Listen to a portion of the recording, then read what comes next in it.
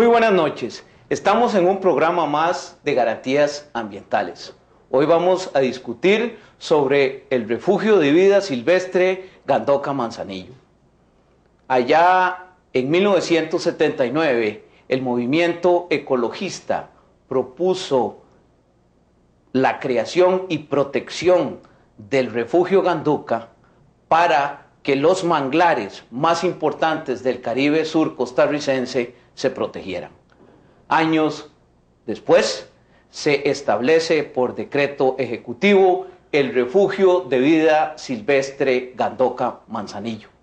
Además, se crean los comités asesores y los comités zonales para gestionar, junto con el Ministerio del Ambiente, la administración del refugio. Se publica en junio de 2007 el reglamento donde se transcribe el plan de manejo.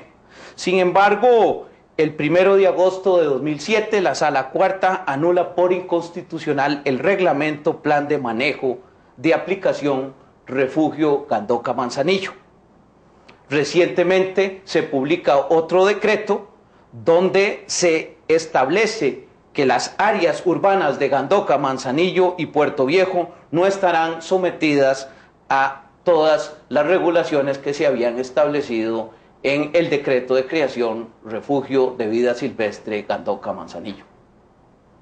Para discutir sobre esta situación y todas las expectativas ambientales y jurídicas, hemos invitado al señor Edwin Cyrus, director del área de conservación Amistad Caribe, y a la escritora y ambientalista Ana Cristina Rossi.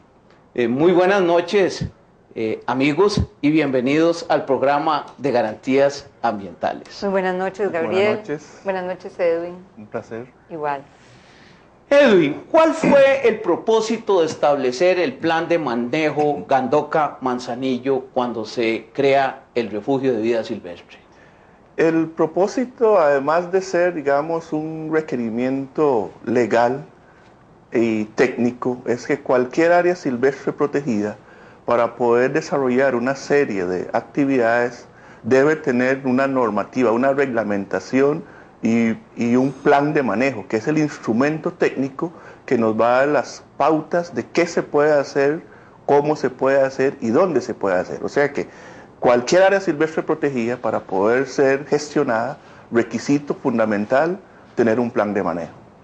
Ana Cristina, sabiendo y conociendo cuáles son los principios de un plan de manejo, y en este caso el establecimiento de principios científico-técnicos, es también parte de este plan de manejo el establecimiento de zonas. ¿Cuál fue el propósito al establecer esas zonas, usted que conoce bien toda esa región? Vea, yo no le puedo hablar de la gestación del plan de manejo, sino de la pregestación del plan de manejo, porque yo estaba en Holanda, o disponiéndome a viajar a hacer mi maestría, cuando se gestó el plan de manejo, pero sí conozco la pregestación, y ya había algo que a mí no me gustaba en esa propuesta de plan de manejo. Si bien yo estaba totalmente de acuerdo con un plan de manejo que zonificara para decir qué se puede hacer en cuál área y qué no se puede hacer en tal otra área, sabiendo que lo más importante del refugio de la zona marítimo terrestre, pues ahí están los manglares, como usted lo dijo, y el único complejo de arrecifes coralinos de Costa Rica, yo me di cuenta de que ese plan de manejo estaba movilizado no por la comunidad, sino por los empresarios. Cuando yo me fui para Holanda, ese plan de manejo se estaba haciendo a raíz de que ya se sabía que la Sala Cuarta había declarado con lugar los recursos de amparo que Melania Agüero y yo habíamos planteado, diciendo que el refugio Gandoca Manzanillo se estaba manejando por criterios económicos, lo cual estaba llevando a la destrucción de la naturaleza, y no por criterios ambientales de sostenibilidad. Entonces, cuando ese plan de manejo se empieza a gestar, yo veía que ahí había algo como inconciliable, pero yo me fui a hacer mi maestría y tengo que aceptar que me desentendí, sobre todo que tenía amenazas de muerte. Y por un gran rato yo no quería saber de Gandoca Manzanillo. Yo pensaba que al pronunciarse la Sala Cuarta a favor de lo que nosotros pedíamos, ahí había una seguridad jurídica y ambiental. Cuando yo regreso en el 2000, lo que me encuentro es la lucha contra el petróleo. Eso nos tomó 2 años de lucha contra el petróleo. En el 2003, casi 3, bueno, desde que yo llegara, ellos llevaban mucho tiempo antes.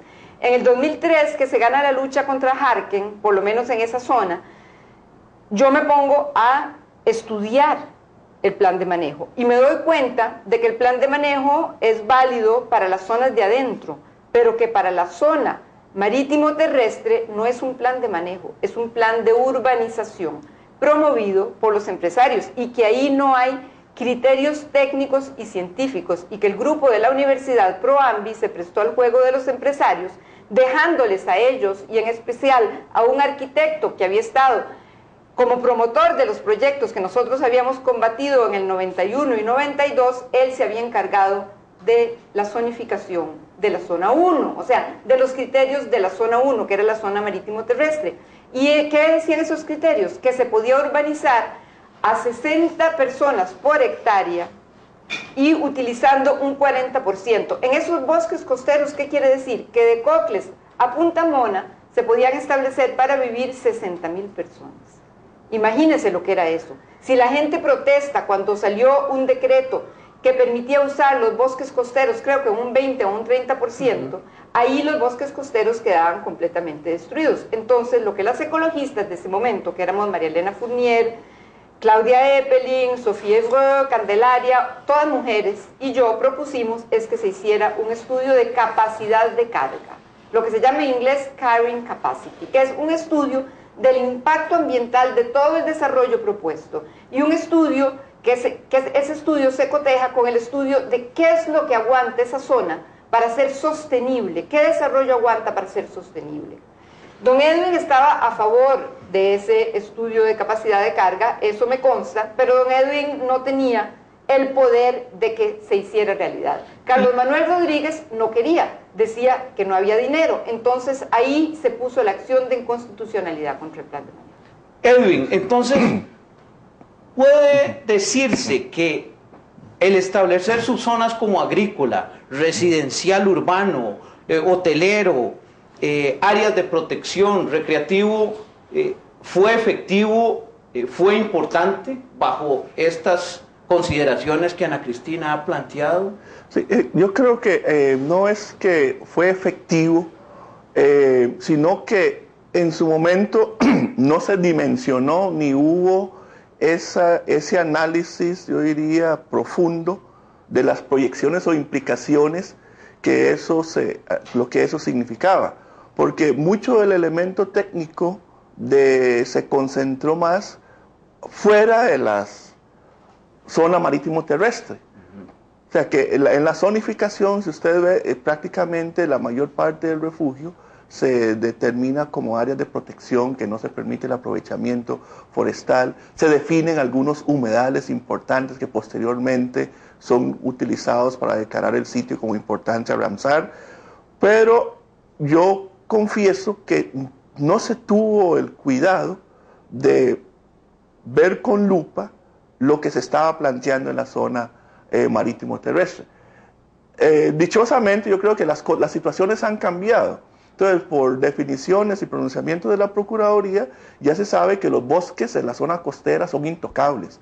Entonces, yo creo que ese es un elemento que ha venido a cambiar mucho de esa zonificación, porque si bien es cierto, en la zonificación nosotros teníamos áreas que decían zona residencial recreativa o zona de hotelero turístico, pero en esa zona habían áreas de bosque. Entonces, eso se prestaba hasta confusión o hasta discrepancias entre los mismos funcionarios del Sistema Nacional de Áreas de Conservación, que algunos sosteníamos, y el plan de manejo dice que es una zona hotelera turística o es una zona residencial, es porque eso fue lo que técnicamente se determinó. Pero otros decían, no, pero si esto es un área que es bosque, pues es bosque y es bosque, ya no puede haber ningún cambio de uso. Entonces, yo sí creo que debe haber una adaptación y un ajuste a esa zonificación, y también mantener claro de que es un área silvestre protegida, no es un área para desarrollo, digamos, turístico extensivo, y que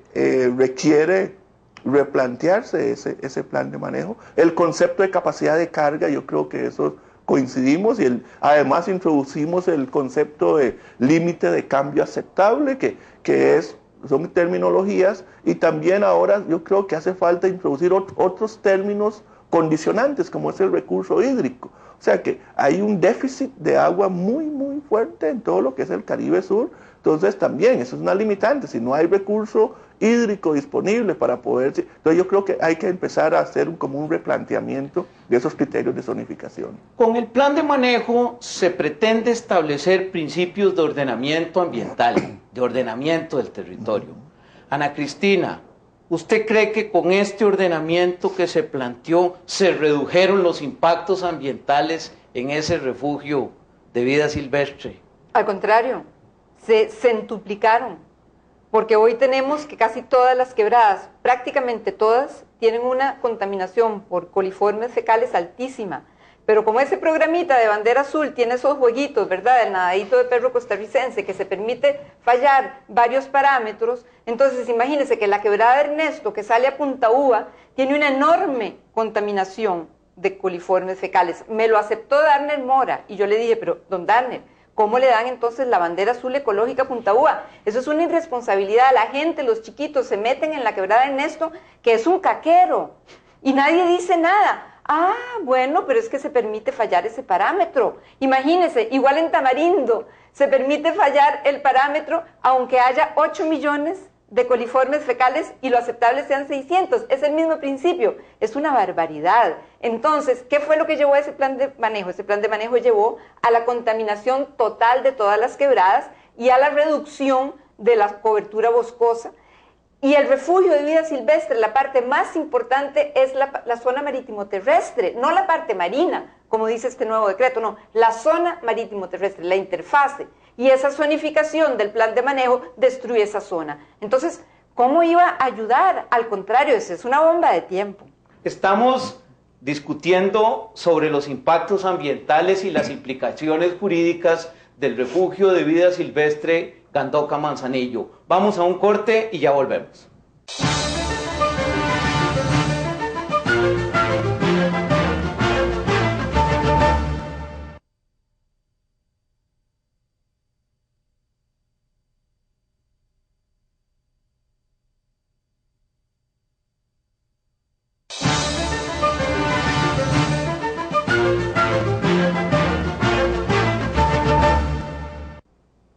Estamos analizando las implicaciones ambientales y jurídicas establecidas en el plan de manejo del refugio de vida silvestre Gandoca Manzanillo.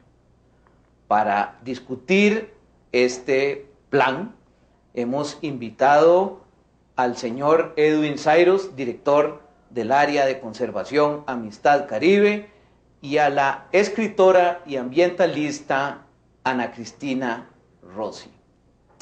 Edwin, ¿ha logrado la administración con el plan de manejo establecer un adecuado proyecto de protección del refugio? Yo creo que sí, tomando en cuenta que fue la única área silvestre protegida en donde se hizo un plan de manejo y ese se tomó como una guía de referencia para los planes anuales de trabajo de esa área silvestre protegida. Y también, con muy buena intención, se estructuraron comités zonales y comités asesores, donde estaba la Asociación de Desarrollo del lugar, ONGs que trabajan en la zona, y el MINAE y la municipalidad también, donde los diferentes sectores entonces ya cogestionaban o tomaban decisiones en función a las prescripciones del plan de manejo. O sea que ya no eran decisiones antojadizas, unilaterales del funcionario del MINAE que dependía de su estado de ánimo o quién estaba en la oficina ese día, sino que eran decisiones que tomaban en función a lo que decía el plan de manejo y en lo que este comité también avalaba, o sea, garantizaba o fiscalizara de que eso estaba escrito en el plan. Entonces, en ese sentido, cambió un poco el modus operandi llamémoslo así, del MINAE o del área de conservación, de aprender a tomar decisiones conjuntamente con otros actores.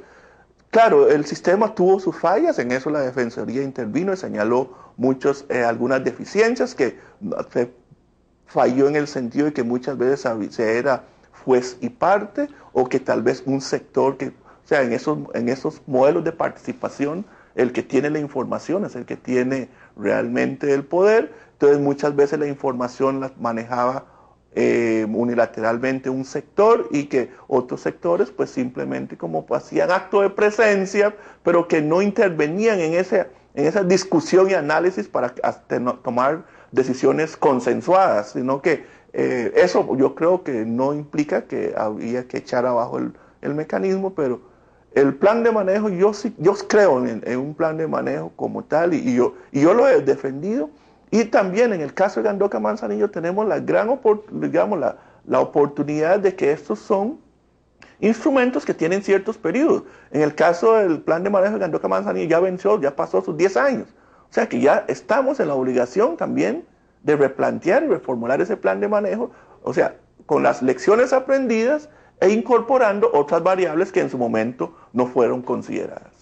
Ana Cristina, como ecologista y como parte de la opinión pública, el plan de manejo exige control y fiscalización, ya lo mencionó Edwin. ¿Usted cree que ese control y fiscalización ha sido efectivo por parte de autoridades y público? Bueno, es que de parte de autoridades, como dice Edwin, el problema es que las autoridades del plan de manejo, por la creación de los comités zonales, eran juez y parte. Las autoridades, las que definían qué era lo que se hacía en el plan de manejo y lo que se aprobaba y no en todos los casos, pero en muchos casos, eran los mismos empresarios. Entonces ahí había una falla, ahí no podía haber fiscalización. La fiscalización la efectuábamos desde afuera, y fue una fiscalización bastante difícil, porque digamos que los funcionarios del MINAE, como don Edwin, quedaban como en un sándwich, quedaban ensanguchados entre las autoridades superiores del ministerio, presionadas por los empresarios. Y ¿Quiénes eran las autoridades? ¿Quiénes son las autoridades superiores? Bueno, Carlos Manuel Rodríguez, por ejemplo, y ahora don Oscar Arias, sí, el ministro y viceministros y adláteres. Setena también. Y detrás de ellos estaban visitándolos todo el tiempo los empresarios, y yo de eso me di cuenta en la administración de don Abel, porque usted sabe que yo quiero mucho a don Abel y soy amiga de don Abel. Entonces yo me enteraba cuando los empresarios llegaban a acusar a Edwin o al ministro porque había parado alguna cuestión en la zona 1, todos los pleitos eran en la zona 1, ¿por qué? Porque la plata está en la playa. Entonces llevaban y llevaban a donde don Abel a acusar a Edwin o al ministro porque les había parado las construcciones en algún lado. Entonces yo llegaba a hablar con don Abel y don Abel decía, es que esto es kafkiano, es que vinieron a acusar al ministro y a acusar al director del área. Entonces, sí es cierto, don Edwin estaba en un sándwich, y además estaba en un sándwich con la comunidad, porque hay que decirlo, la comunidad de Gandoca Manzanillo, sobre todo afrodescendiente, no está consciente de los problemas ambientales.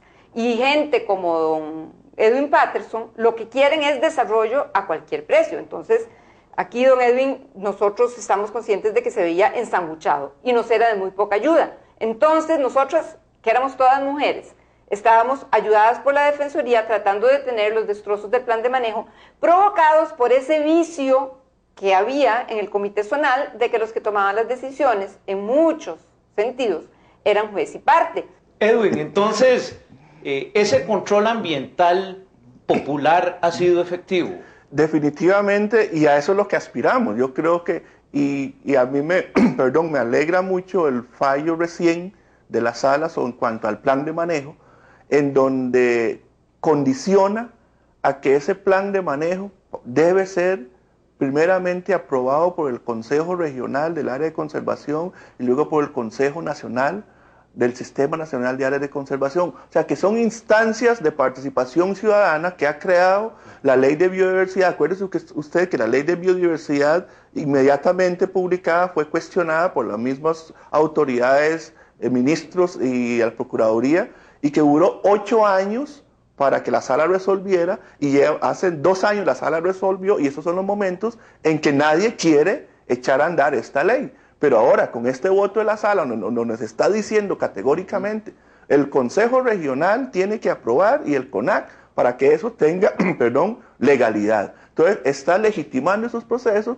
y entonces yo creo que estos espacios de control ciudadano ha sido parte de la visión y la misión que nosotros hemos tenido en el área de conservación desde que llegamos, que por eso hemos tenido conflictos y actualmente tenemos conflictos con nuestras autoridades superiores, porque nosotros pensamos que la única forma de que la gestión ambiental sea realmente eficiente es con una participación directa de los diferentes actores locales y no como simples espectadores, como también he tenido conflictos con la Contraloría, que ellos dicen que no pueden tomar decisiones. Digo, no, la sociedad civil puede tomar decisiones siempre y cuando estén ajustadas con criterios técnicos y también y objetivas, y nuestra legislación abre ese espacio. Entonces, yo creo que ahora la lucha es que estos espacios de participación realmente se empoderen y que asuman el rol que nos está dando. O sea, en este momento, los jefes míos en el área de conservación, perdona, no es el director del SINAC, no, es el Consejo Regional del área de conservación. Eso dice la ley. O sea, es la instancia que supervisa y que al cual el director tiene que darle cuenta de sus acciones. O sea, es la que recomienda al director, o sea, que pone quita. O sea, que ahora también, ¿por qué toco ese tema? Es todos esos espacios de negociación política y de presiones de que, no, quíteme en este director porque va el diputado o que va el... Ya eso se eliminó. O sea, que los que dicen si la gestión o no de un director es eficiente o no, es el Consejo Regional. Entonces, y ellos pueden recomendar su remoción y pueden recomendar una terna para ver. Entonces yo creo que es un abanico de posibilidades donde se transforma mucho la gobernabilidad, la forma de tomar decisiones en la parte ambiental, que no le hemos dado ese espacio, y yo creo que este ejemplo del plan de manejo nos va a servir para utilizarlo como un ejemplo para el resto de las áreas silvestres protegidas del país. Ana Cristina, entonces, bajo esta óptica que está explicando Edwin, ¿cómo ve usted la relación entre empresarios? Me refiero a urbanizadores. Sí, que es lo que abunda. Que es lo que realmente es lo que está definiendo la situación, el refugio de vida silvestre. Y en todo el país. Y con el Ministerio del Ambiente y sus autoridades. Bueno, a mí me parece que lo que dice don Edwin es muy bonito en teoría, pero en la práctica tiene gravísimos problemas, porque yo creo que no es la participación lo que debe definir cómo se hacen las cosas en Gandoca Manzanillo. Tiene que ser primero los criterios técnicos, el plan de capacidad, el estudio de capacidad de carga, el estudio de impacto ambiental del desarrollo propuesto, y que a partir de esos parámetros que no son negociables, ahí puede intervenir la negociación de la sociedad civil. Pero ¿qué es lo que pasa siempre con la sociedad civil? Que los empresarios forman asociaciones que se llaman, como ADECOMAGA, Asociación de Desarrollo Ecológico, y se hacen pasar por empresarios ecologistas y dicen somos la sociedad civil, y presionan y dan plata, y entonces eso da el traste con todas las intenciones de participación, porque los que más participan son los que manejan la información, como dijo don Edwin. Entonces, a mí eso me parece muy peligroso. Me parece que se puede dar participación siempre y cuando los parámetros que se definan en capacidad de carga y en estudio de impacto ambiental del desarrollo total y sostenibilidad de la zona costera y los arrecifes no sean negociables. Y si son negociables, eso se lo llevó Candanga, perdón, pero no hay nada que hacer. Si eso es negociable, la participación es otra vez como antes. Entonces yo creo que es muy peligroso, es muy hermoso, suena muy lindo en teoría, pero que si no se tiene la claridad de que hay cosas que no son negociables, eso puede ser el fin también del refugio. Y entonces, ¿cuál es la relación entre empresarios y grupos ambientalistas, conservacionistas o ecologistas? No, precisamente por ser un tema el de los consejos regionales que se ha mantenido casi en el anonimato, que digamos en el área nosotros, cada vez que hay oportunidad yo lo saco a flote, digamos, al medio. Los consejos regionales, digamos, son visualizados de la siguiente manera. Ahí está el sector académico precisamente para tener el know-how, la ciencia de por qué deben, el fundamento científico de por qué hacer las cosas.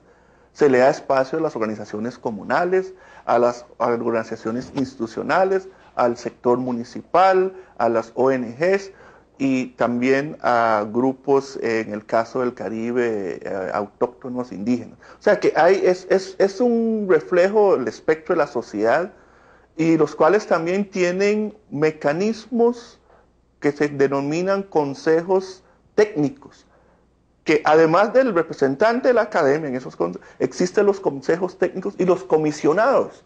O sea, que es una figura que establece la ley de biodiversidad, que son personas de solvencia moral, digamos, intachable, y que son los que ven y que pueden emitir criterio. En el caso del área de conservación, el comisionado es el doctor José Zaglud, el rector de la EARTH, en el caso es el comisionado del área.